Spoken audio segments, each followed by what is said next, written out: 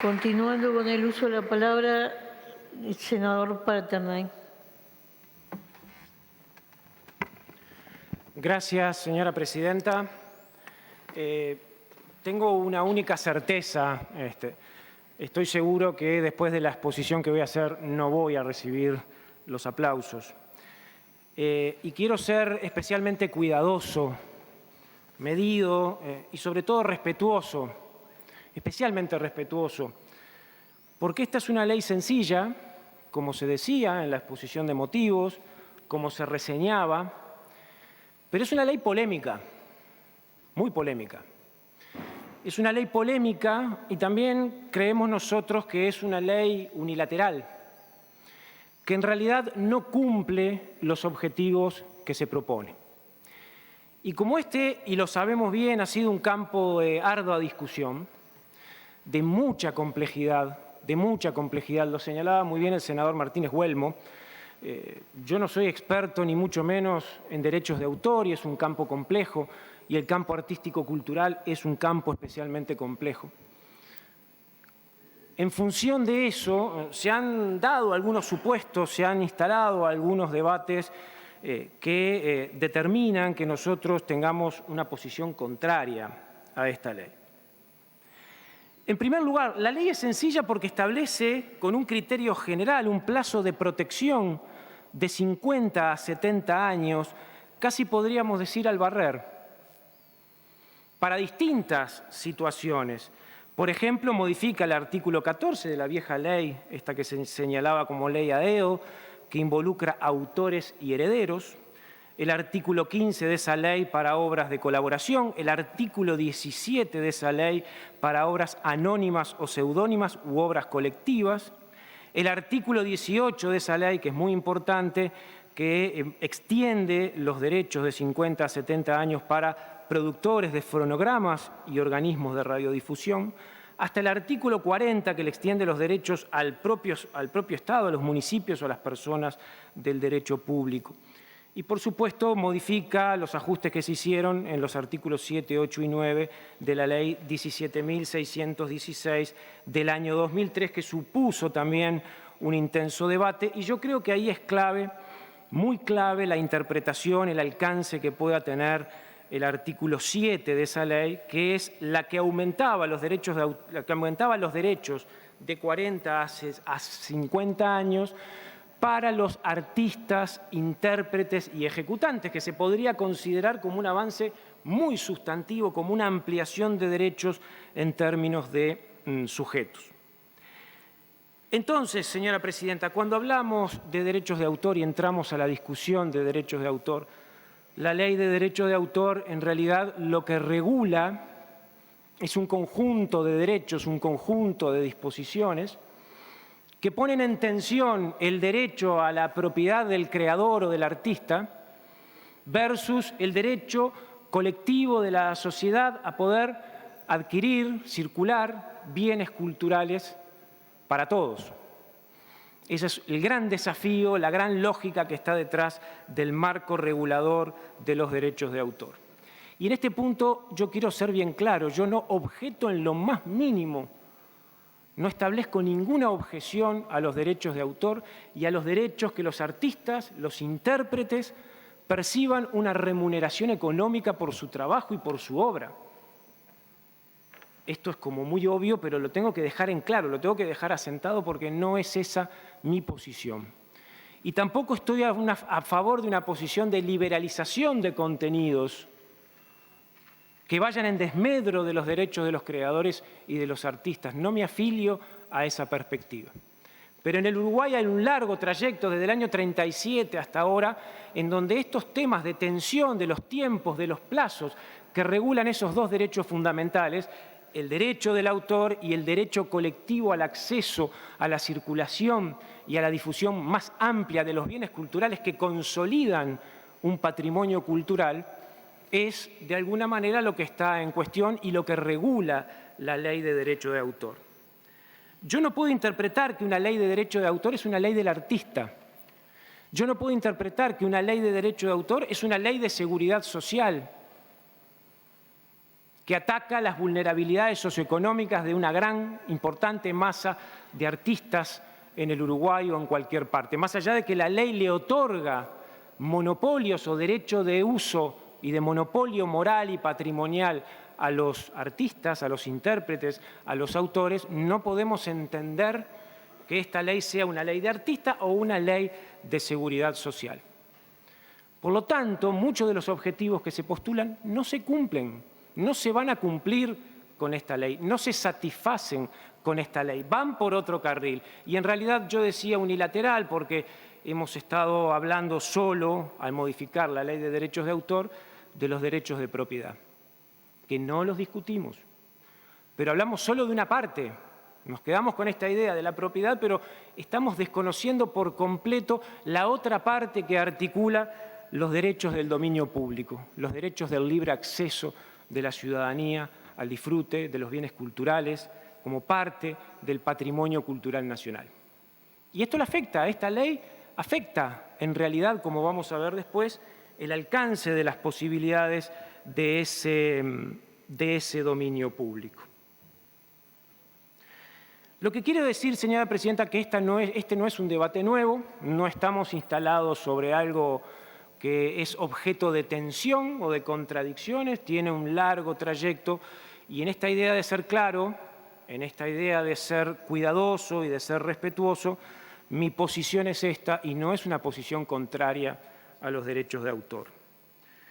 De hecho, mi posición, yo solicité el amparo del artículo 97, no solo como autor, sino fundamentalmente como heredero de derechos de autor. Yo vivo esta situación, o sea que no pretendo representar a nadie, pero puedo dar fe desde qué lugar hablo. Solo de ese, es un lugar. Yo soy derecho de autor y la única conclusión que puedo sacar que no hay actor más vulnerable en el campo cultural que el autor, el artista. Ese es el verdadero actor vulnerable, el que muchas veces cede sus derechos, ahí hay anécdotas emblemáticas, el que cobra el 10% del precio del producto, el que negocia condiciones con productoras, incluso con empresas transnacionales muy desventajosas muchas veces, sin demasiada conciencia o asesoramiento. El que se le liquidan los derechos de autor, vaya a saber cómo, para mí sigue siendo un gran misterio y hablo desde el punto de vista del mercado editorial, cómo se controla, cómo se supervisa, cuáles son los niveles de transparencia en el momento de la liquidación de los derechos de autor. Yo podría dar muchas anécdotas, podría poner muchos ejemplos, no es el tema. Pero quiero decir, hablo desde ese lugar, que es uno entre tantos. Bueno, hemos escuchado, señora presidenta, algunos argumentos a favor de la ley, algunos fundamentos a favor de la ley que yo no puedo dejar de compartir y también lo quiero dejar en claro, aunque sea obvio y redundante. Esta idea de proteger la demanda de titulares y de sucesores la compartimos. Sin embargo, creemos que esta ley no ayuda significativamente a eso. Esta idea de adecuarse a los estándares internacionales de protección, vamos a verlo después esto, ¿no? Algunos han hablado también de cuestión de soberanía, que rápidamente tenemos que incorporar esto porque nos genera ventajas competitivas. Y el argumento del reconocimiento del Estado a la contribución de los creadores al patrimonio cultural. Se han dado otros argumentos de justicia, que podríamos agregar a este listado. Y yo lo que tengo para decir es que yo los argumentos los comparto plenamente. Y si a eso le agregamos, además, lo que pueda significar la protección de la industria cultural uruguaya, más aún todavía, porque ahí hay un largo recorrido en el cual todos conocemos, o muchos, o la gran mayoría ha participado, hemos disfrutado, nos hemos formado, admiramos a los artistas nacionales, acompañan nuestra trayectoria biográfica, marcan nuestros cursos de vida, forman parte de nuestro patrimonio biográfico. Tenemos un profundísimo reconocimiento en el campo de la música, en el campo editorial, en el campo de las artes en el Uruguay. No quiero salirme de ese lugar. Sin embargo, tengo la obligación tengo la obligación de que esta ley, con este criterio de extensión de los plazos del dominio privado, no tiene ningún efecto real sobre la situación de los artistas. Esa es la convicción que nosotros tenemos, aunque compartimos los objetivos. ¿A quién beneficia la ley? ¿A quién puede hipotéticamente beneficiar la ley? Hasta donde sé o alcanza mi interpretación, los autores tienen sus derechos protegidos de por vida. Los autores tienen sus derechos protegidos de por vida. Lo que se hace en el caso este es extender de 50 años a sus herederos.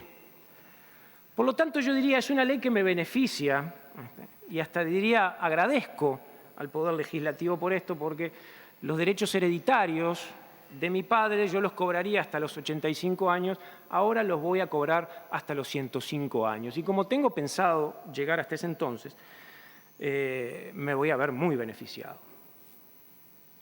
¿Qué otro beneficio puede haber para los herederos más allá de la extensión de este plazo? Y me pongo en la lógica de los herederos. ¿Qué quiere un heredero? ¿Derechos patrimoniales importantes? Bueno, yo podría decir que sí, que esa es una aspiración legítima, pero que hay que conciliarla con la realidad, porque las obras pasadas un tiempo caen en un proceso de desvalorización comercial indiscutible. El heredero lo que quiere es la difusión, la divulgación, el uso, la circulación, la posibilidad de que la obra sirva como referencia, la apropiación en centros educativos, que pase al dominio público. Podemos discutir después si la construcción de cómo generamos ese dominio público de bienes culturales es la adecuada o no, pero va por otro carril. Yo no voy a hablar en nombre de todos los herederos, yo manifiesto al cuerpo simplemente lo que yo quiero y en algunos casos ni siquiera puedo ceder derechos de autor porque estos derechos ya están cedidos a empresas y a algunas empresas multinacionales, con las cuales, por otra parte, en mi caso particular, mantengo excelentes relaciones con profesionales de primer nivel, no ese es el tema. Ni siquiera es un prejuicio ideológico como alguien pudiera arguir. Entonces, a los autores beneficia, tienen garantizados los derechos de por vida. Extendemos a los herederos a 50 y a 70. Beneficia a los herederos, depende cómo se mire. Capaz que algunos, pocos, poquitísimos sí. Perjudica al dominio público. ¿A quién más, señora presidenta, puede beneficiar esta ley? A los intérpretes. ¿A cuáles? Bueno, podría pensarse en aquellos intérpretes, hablando del campo musical, que no son autores, específicamente no son autores, y que obviamente pueden ver ahora la caducidad de algunos de sus derechos de interpretación. ¿Puede afectarlos? ¿Puede beneficiarlos esto? Bueno, uno debería pensar, ¿cuántos casos hay? ¿Cuál es la evidencia de que pasados los 50 años de la producción de ese disco, de la fijación de la producción de ese disco, los intérpretes en el Uruguay puedan ver afectados sus derechos en montos aparte que hay que determinar? ¿Qué evaluación de impacto se pudo hacer sobre esto? Yo no conozco demasiada evidencia y tiendo a pensar que no son muchos casos y quizá tiendo a pensar, me puedo equivocar, que ni siquiera son el grueso de los casos más vulnerables, como aquí se ha mentado. Se habla muchas veces de esos derechos de la gran masa, de esos músicos de sesión o de acompañantes, de esa pléyade interminable de viejos queridos artistas e intérpretes que son patrimonio del país. Y este tema sí es sensible y es complejo. Y está muy bien que la ley reconozca y ponga sobre el tapete no solo a los autores o a los creadores intelectuales, sino también a estos artistas. Nadie está discutiendo ese avance, al contrario. Entonces, como esto es complejo, yo la pregunta que me hago es si efectivamente esta ley, esta modificación de la extensión de los plazos, tendrá algún efecto real sobre ellos. Tiendo a dudar.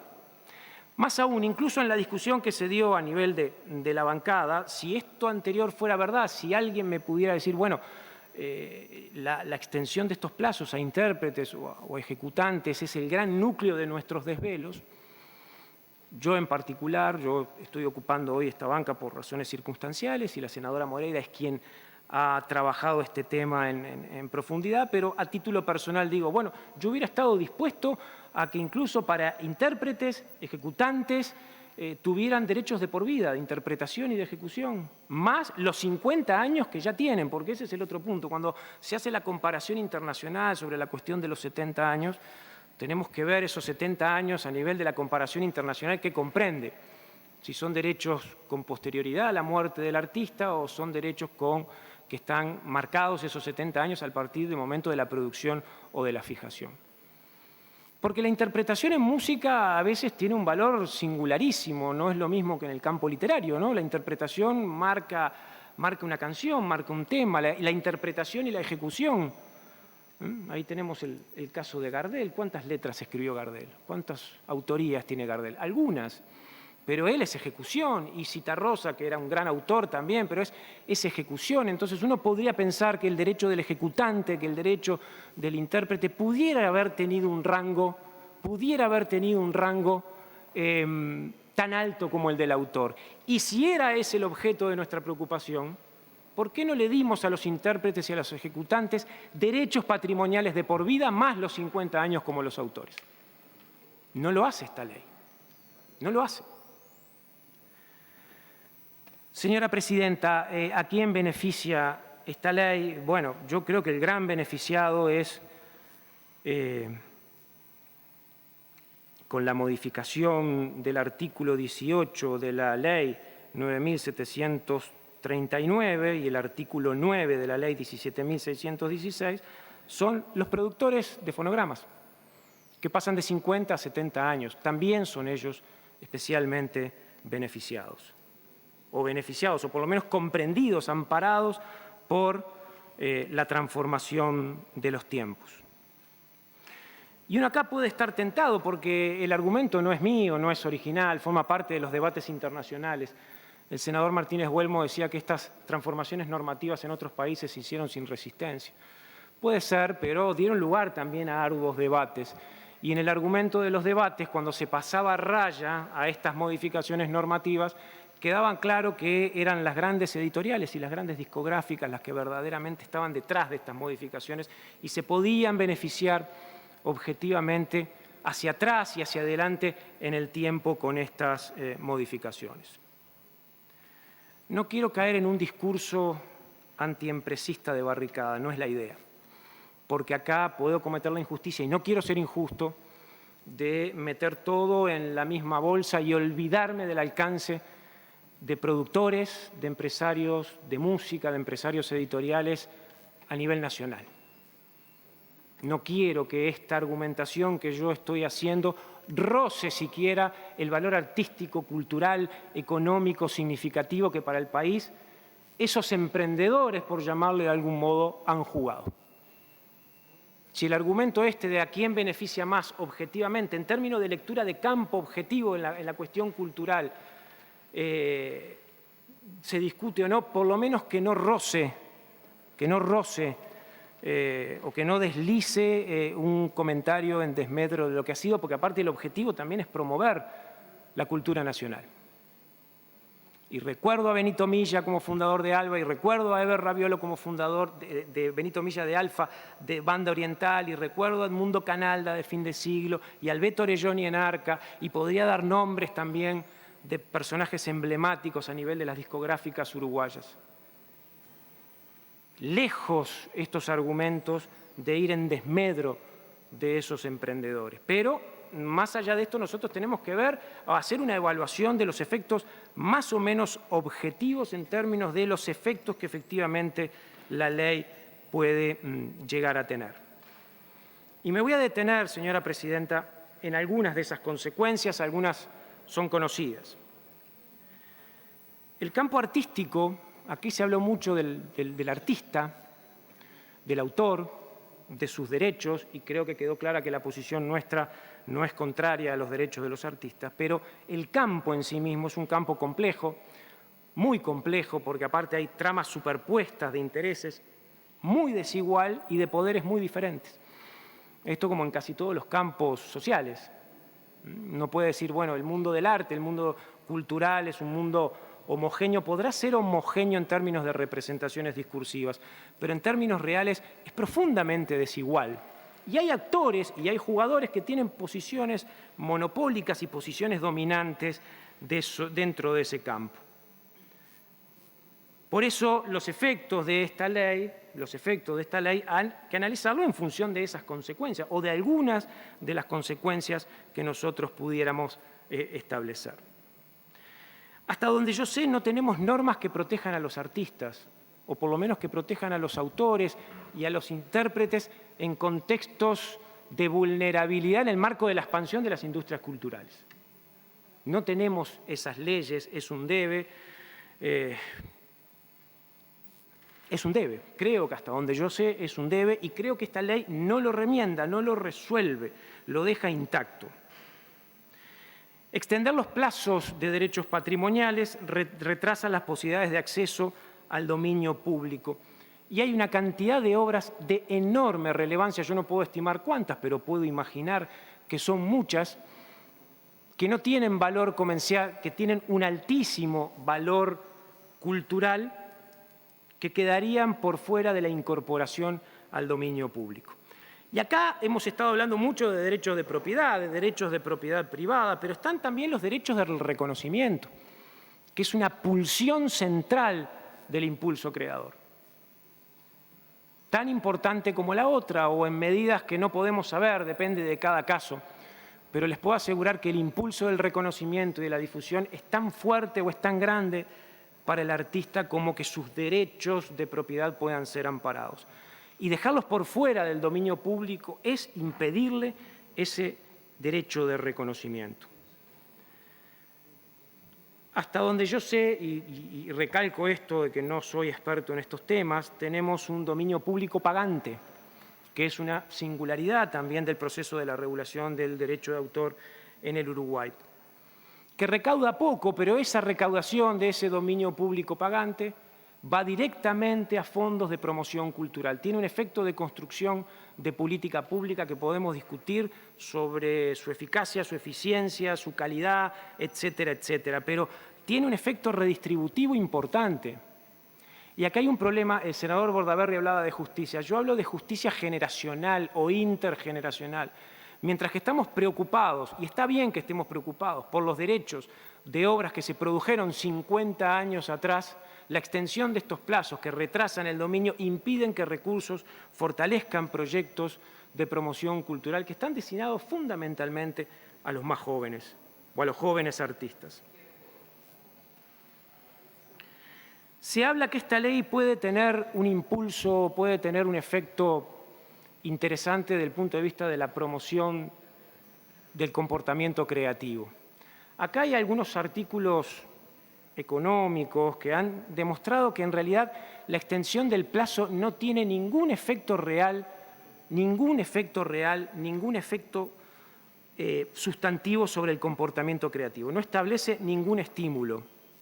Por ejemplo, yo podría decir, con esta modificación del plazo, la ampliación del plazo de los derechos de herencia, de los derechos de autor, ¿cuál es el estímulo que uno tiene para que una obra siga viva en el mercado? Bueno, hay algunos estudios concluyentes o relativamente concluyentes que demuestran o por lo menos argumentan en la línea que a pesar de lo que se dice, esto no tiene ningún efecto en la variable o en el comportamiento creativo.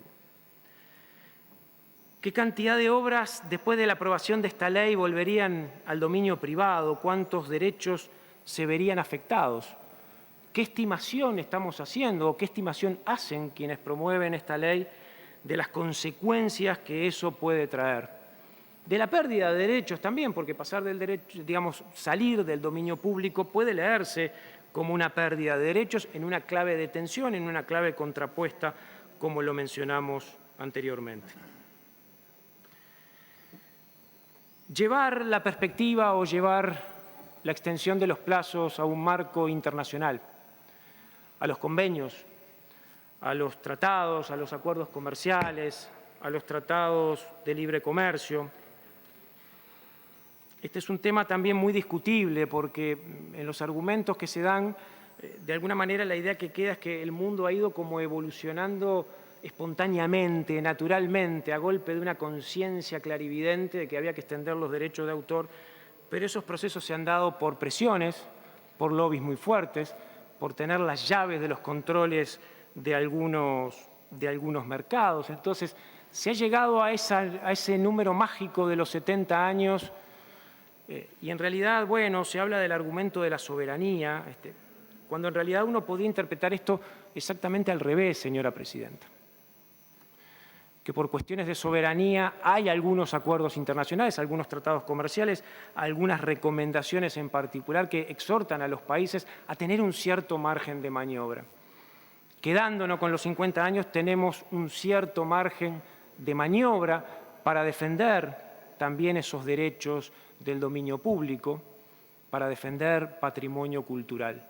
Puede interpretarse en un sentido bien distinto al que hasta ahora.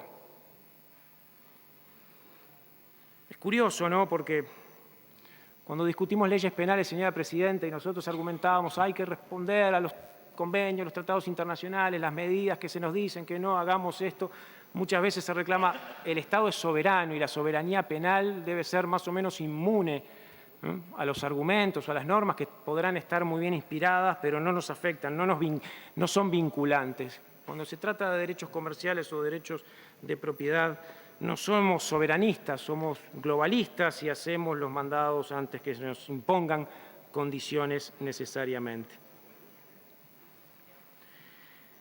La otra consecuencia que ha despertado enorme preocupación en distintos colectivos, porque yo insistí con esto de ser cuidadoso, de admitir que era un proyecto polémico, pero bueno, a nivel de nuestra bancada también legisladoras que no han estado de acuerdo con esta posición y otras tantas demandas.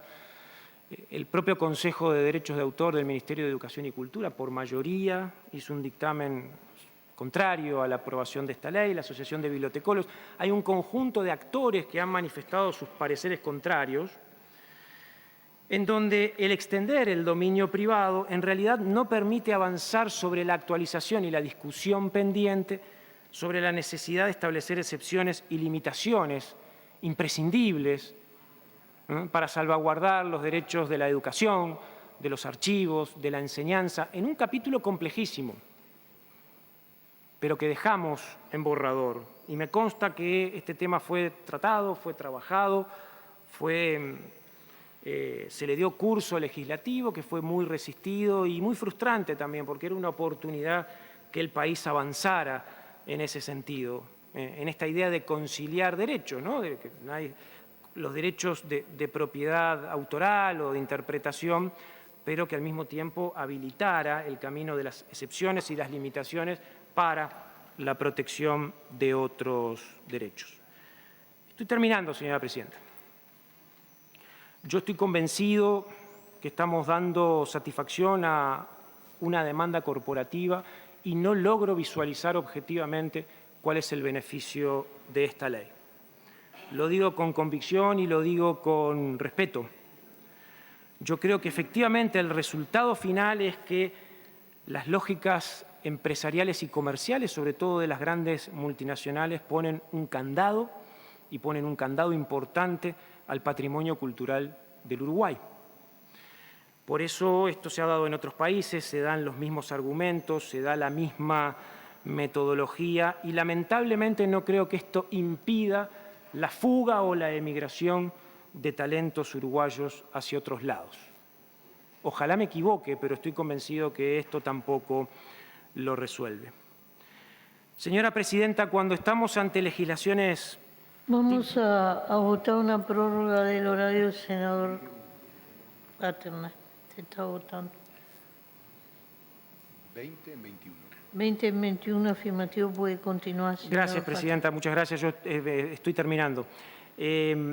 Cuando estamos ante legislaciones típicamente expresivas, en las legislaciones que intentan dar una señal para satisfacer una demanda, en realidad lo que nos preocupa es cómo esa demanda se ha ido construyendo. Yo tengo la convicción de que la demanda en este terreno, en el Uruguay como en otros países, ha implicado que ciertos discursos que supuestamente representan los intereses generales encubren, como nunca antes, en realidad un conjunto de intereses particulares de los que dominan un campo, de los que tienen una posición preeminente en un campo. Y eso es lo que más nos preocupa, señora presidenta, y la cadena de secuencias de los efectos de votar esta ley. No vamos a votar esta ley, consideramos que es un retroceso en un contexto, en un momento que lamentablemente augura otros retrocesos. Gracias, presidenta.